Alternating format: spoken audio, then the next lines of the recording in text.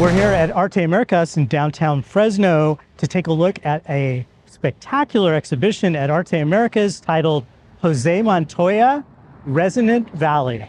Well, we are really excited to have the executive director of Arte Americas give us our own personal tour. Thank you for having us. I'm happy that you're here. I'm very excited to share José Montoya's Resonant Valley with you, and I understand it's your first visit to the exhibition, right? It is. Very exciting. So we get to have that full visitor experience. Yes, well, we've saved some surprises for you. This exhibition has been on view here at Arte since May, and it will stay open to the public until November 26th. It was curated by Tony Carranza and Carissa Garcia, and they worked in close collaboration with one of José Montoya's children, Richard Montoya, to bring this exhibition to life.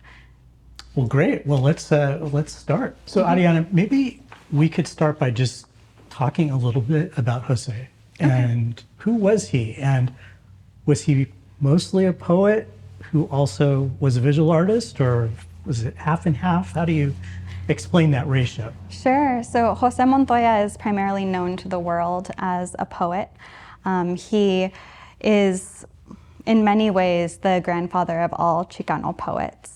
He was viewed as the general of the Royal Chicano Air Force, so definitely a leader in the Chicano movement and the artistic efforts of the 60s and 70s to assert Chicano art as a part of fine art, and also kind of a challenge to the fine art world, and a reminder to serve the community first.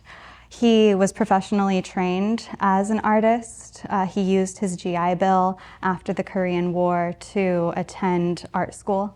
And so he certainly knew what he was doing and was a professional artist. Throughout the exhibition, we'll see moments where he's exploring different styles, and we can see different influences on his work.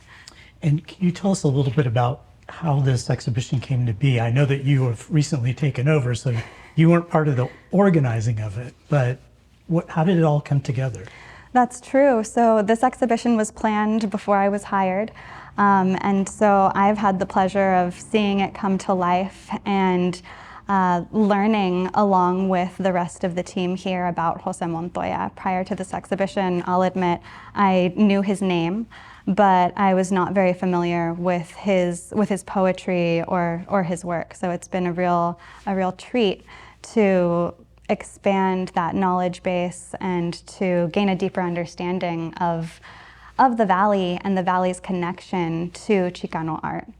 Oftentimes the Valley gets kind of skipped over and the emphasis is placed on the Bay Area or on Los Angeles, but so much of that advocacy work happened right here in the Valley, and that means that in terms of cultural production, we're a part of it too. The intention within this space is to welcome the visitors to the Valley as José Montoya would have experienced it when he moved here as a young man. He was born in '32, and in the '40s, his family moved to the Central Valley, and he had the experience of living in many Valley towns as a migrant farm worker. So as you enter, if you're familiar with the 99, you'll recognize a few key details. The famous palm. The palm reader welcomes everyone in. And then from there, you're kind of welcomed into this installation where Richard Montoya very carefully placed objects that belonged to José Montoya and items that are kind of referential to him, who he was as a person, and the sorts of things that he cared about. And this quote up on the wall. "Mother, your son is home." This comes directly from José Montoya's work. So we'll see his words peppered throughout the exhibition. There are spaces where you can hear his voice. That, I think, is a really special part of it. There are all kinds of different ways that the senses are engaged, and we get a peek into what life was like for him, and also what some of that intention was behind art making. It's certainly not art for art's sake. He is giving us a very clear call to action. I should show you this photo before we get ahead of ourselves. This is a photo of the Montoya family around the time that they moved to the Central Valley. So there's José here on this side, and this little boy in the overalls is his brother Malaquias, who has also shown work here at Arte Americas. I believe in 2012 we had a solo show of his work. On this wall it says Dos Hermanos, and there's one work by Malaquias, Montoya. These books are here as kind of a monument of sorts to José. It's an assortment of books that influenced him as an author, and also books that that were later written after his influence. He's a person who a lot of people look to as a source of inspiration. And one thing that I want to make sure you catch within the exhibition is this back and forth, this seamless back and forth between English and Spanish, and then caló that pop up. He is doing something that we sometimes take for granted nowadays. We've got a word for it. It's called translanguaging. But at the time that he was writing, it's something that he had to explain and justify in a lot of moments. There are a few works of art that were commissioned specifically for this exhibition. This one, for example, is a nod to the Masumoto family. And it's here because they are one of the families that contributed to the exhibition. They contributed some pieces from their personal collection that I'll share with you in a few moments. José Montoya was a veteran. He served in the Korean War. And after the war, he and a lot of other artists worked together, kind of expanding on this idea of service to country, right? After the war, service to country becomes service to the community. And so José's call to action for everyone is to serve the community, to make sure that we're doing everything that we can to demand accountability and to support our people. Right? And it's something that's very important within the Chicano movement. He worked very closely with the UFW, and the RCAF is really known for that work as a collective.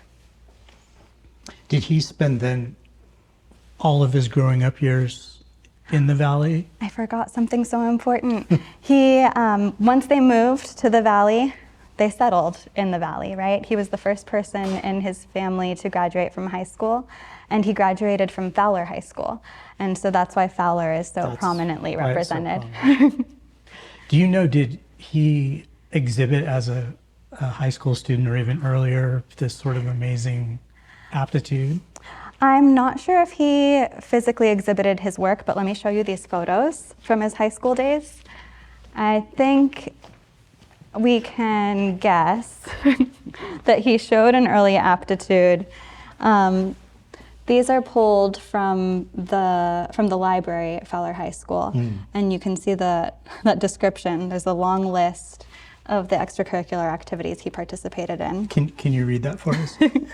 It says Joe Montoya, ASB Art Commissioner, AV Club President, Hi Y, Dance Club, Red Cat Review and Latoria Art Editor, Senior Play, Assemblies, Stage Construction, Football, Basketball, Art Awards, Dramatic Award, All School Musical Comedy. Well, he was a very well-rounded high schooler. He but was. Yes, you can look at that and kind of sense, yeah, this guy was really talented. You can get a sense for the sorts of things he was interested in early on. There's another photo here where he's off in the corner and he looks like a poet already.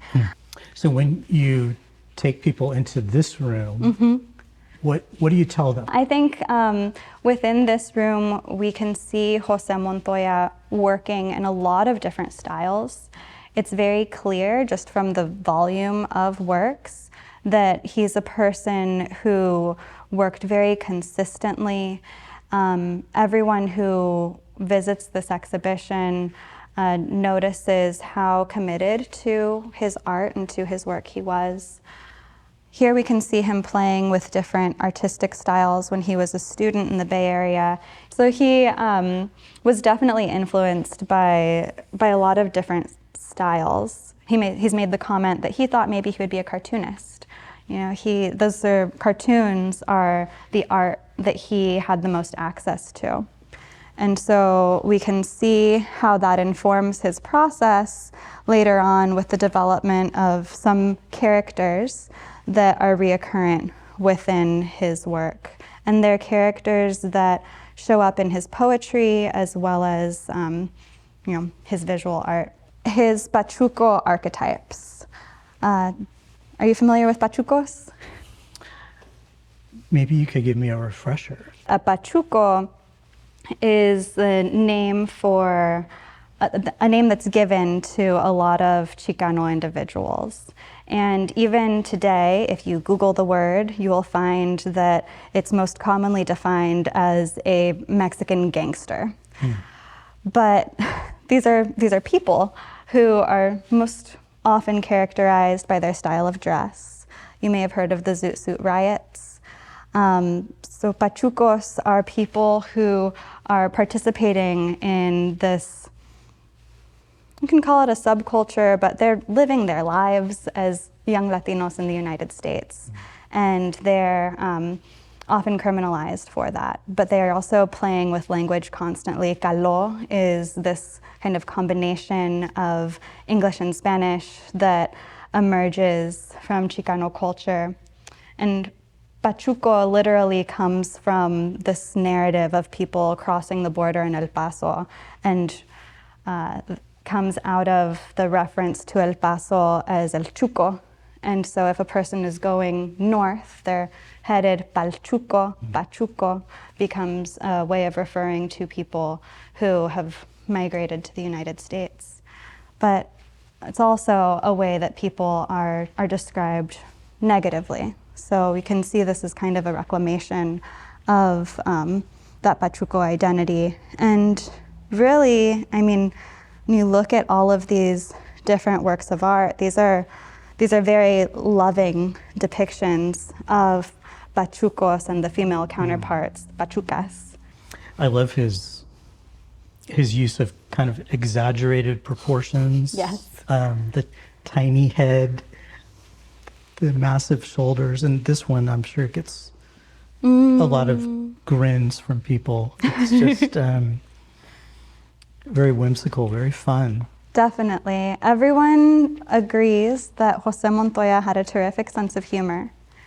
And he's doing that intentionally, right? He's playing intentionally, playing with proportions, playing with language.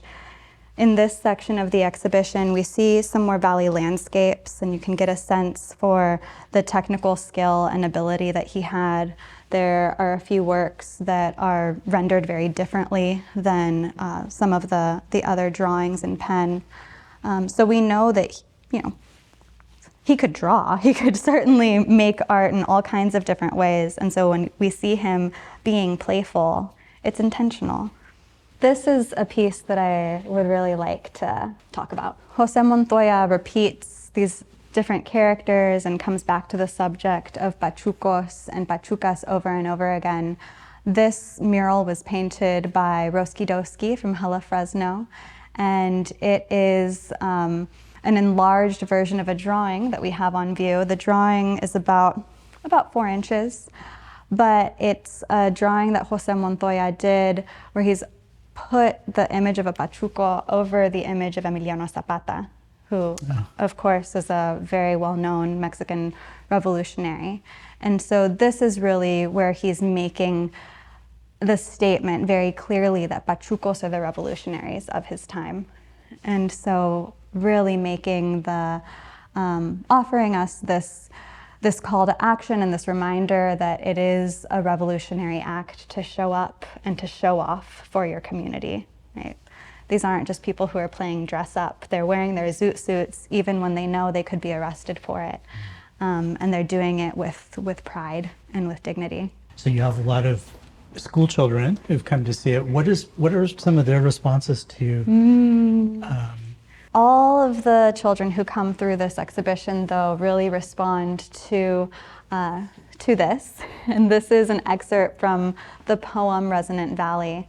The exhibition takes its name from the poem Resonant Valley, and in it, José Montoya references all of these different places. And it's really fun to see how excited little ones get when they recognize So if they're from Parlier and they see that Parliers are... They recognize Parlier or Clovis or Fowler or Reedley, and they get very excited. These are particularly special, and I really enjoy sharing them with folks. They're sketchbooks that belonged to José Montoya, and in this one in particular, from May of 2008, he writes, "One more RCAF flight, on the road again, destination Fresno, Casa de las Americas, to negotiate an art exhibit for Brocha del Valle folk. Here we come, Ernie." Some of these almost look like they are done on napkins. You're right. They're done on paper napkins. Oh, they're all napkins, okay. These are all napkin drawings. These have not been shown before, and they were loaned to us by the Montoya family. And I think this installation might be my favorite, because if we saw these items kind of in any other context on the side of a road, we might not take the opportunity to appreciate them or to notice how special they are. But what you're looking at are José Montoya's drawings on napkins, and they're resting on top of grape trays that were loaned to us by the Masimoto family. And these grape trays have been in their family for 3 generations now. And so they would have been left in the care of another family when Japanese Americans were incarcerated during World War II. And these drawings are on these paper napkins. A lot of people ask why paper napkins. I've had one person who is an artist say, "Oh, that makes sense. The texture is just so great for drawing." But for Jose and for a lot of Chicano artists, there is this intention of working on non-traditional materials and working on items that are maybe not fine art materials, really pushing back on this idea of fine art and asserting something that has come to be known as rascuachismo. Have you heard of rascuachismo before? No. So in Spanish, there's a word rascuache. And rascuache, if something is called rascuache, it is not nice, it's not fancy, it's usually not good enough. And so a lot of Chicano artists are working around this idea of uplifting what would be deemed rascuache.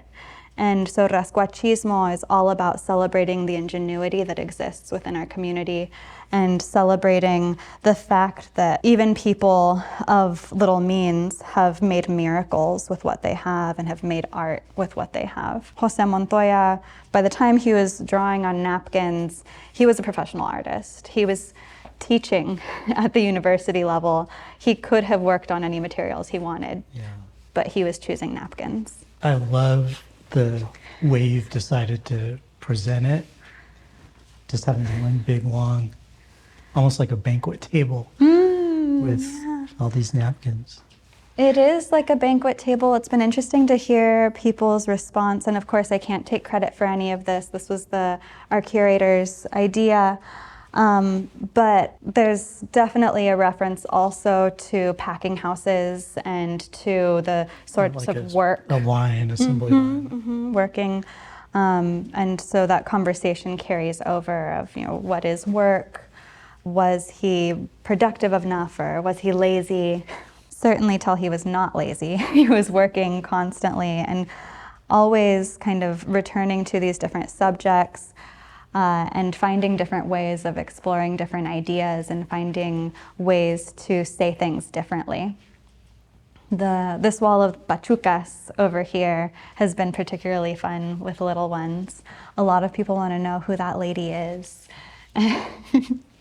And our best guess is that she was not one person. He was developing this character and kind of exploring different ways of communicating a face, different ways of representing a pachuca, and developing what became kind of a pachuca archetype. And that pachuca archetype is La Baby, the character that he would use to represent pachucas within his work. Over here, these are all self-portraits. So once again, we see him kind of playing with different styles and considering different ways of representing himself. It occurs to me that if he had gone a different direction, like you mentioned, cartoon, like he could have been a a New Yorker cartoonist, for example. That's like the kind of instant character he was able to create. It's definitely telling stories, and I mean, even if you look at the furrowed brow of some of the pachucas, he's incredibly expressive and incredibly effective at conveying emotion and conveying ideas with simple lines. We see that in his poetry, and we see that in his visual art. And that was really, I think, a guiding concept and theme within this exhibition, economy of line, and thinking about the way that you say a lot with a little, which of course also connects to making incredible art, making a lot, and working with what you have. This exhibition includes over 700 original works on paper, and so it's definitely worth taking your time. I notice different details in the exhibition every day. Yeah. It's interesting how highways seem to fascinate people, and it has an impact on your life. You don't really think about it. But, I mean, I grew up in, the Santa Cruz Mountains, and it was Highway 17, that goes from, it's almost like it's a character in your life. Yeah. No, I think that's exactly the point. These places and this landscape is, it is kind of like a character in your life. It's an important part of everyday conversations. If someone gets stuck in traffic, you usually are talking about where. And so place is definitely an important part of this exhibition. Within his poetry, José Montoya refers to very specific ways. We called out Parlier and Sanger and Reedley in Resonant Valley, and in this poem, and in this representation of this poem, we see Vicente and Juan Carlos playing with his words, and they very intentionally punctuated this poem with these red dots. Every time there's one for every time he says the 99. So the 99 just comes back over and over again. And then from there, they pulled, all of these lines are references to different paths that you can take through the valley, different ways of finding your way. They're kind of playfully reflecting on that pride that so many folks from the valley have in knowing a way around and knowing another way if, oh, that road's blocked, but don't worry, we can go this way. And so the intention was to have that poetry and kind of that spirit of finding a way to make things work come alive. Directly connected to the 99 is this mural that we didn't talk about either, but I think it makes sense to call this out. The idea with this mural is to show valley landscapes inspired by José Montoya's drawings of the valley. Alec Palacios painted this gorgeous landscape reflective of what you would see if you're driving on the 99 from Delano all the way up to Sacramento. And so referring to kind of this journey and experience that Jose had growing up as a migrant farm worker and ultimately settling in Sacramento, but also referring to the marches that have been taken in protest from Delano up to Sacramento. So I have to ask about this because I was very intrigued. Is this actually a... This is interactive, yes, you can pull one. I can... Yes, I recommend. Yep, you can pull one. Oh, I see. This is the artist statement from Vicente and Juan Carlos. And on here, they've included one of maybe their most important references to José Montoya's poem, El Louis. In El Louis, José Montoya writes, Fresno's west side was as close we ever got to the big time, but we had Louis and the Palomar. And inspired by this, they created this installation of the Palomar. Have you heard of the Palomar? I have no knowledge of it. Do you like to dance? I'm not very good. Okay. I'm guessing that this is a place that it was one of those fancy dress-up dance places. Yes. And it's amazing, you start to learn about Fresno downtown and Fresno history in general, and there were a lot of really cool sounding places. There definitely were. But this one isn't around anymore. It does not exist, but before there was the Rainbow Ballroom, there was the Palomar. And the Palomar was, by all accounts, the nicest place in town with an integrated dance floor. So it means that there are people who would come from all over the valley, of all backgrounds. And our team was really inspired by this idea of a place where people could come and just be in community and just be young people together. The only folks that I've met who have memories of the Palomar are in their 90s. Dolores Huerta did share that she remembers dancing at the Palomar, and I have really enjoyed having conversations with our elders about this place. There's a beautiful oral history project in there somewhere. I'm sure. And these are inspired by a poster that Jose designed. Within the poster, our team said that it felt like he made each different phrase dance in a different way. And so really inspired by his use of words and his use of text in a different way, right? We've been talking about how eloquently he expresses ideas with a single brushstroke or a quick phrase. And here, I mean, it's through, you can almost do an entire lecture on typography. Oh, absolutely. I was just thinking, like we live in an age now where we all have access to 1,000 fonts like that, but these are special. There's something about them that's... They are. And they're all hand done, right? Oh, yeah. Definitely an homage to these different styles of hand lettering, sign painting throughout. So I know that you have some special plans coming up. Yes. For October. Yes, we do. What can you tell us about that? Yeah, so here in the Palomar, during Art Hop throughout the run of this exhibition, we've been hosting a poetry series called the Consafos Poetry Series. We have one more iteration of that, one more celebration of Consafos poetry. And then we've got poetry and wine fundraiser coming up on October 7th.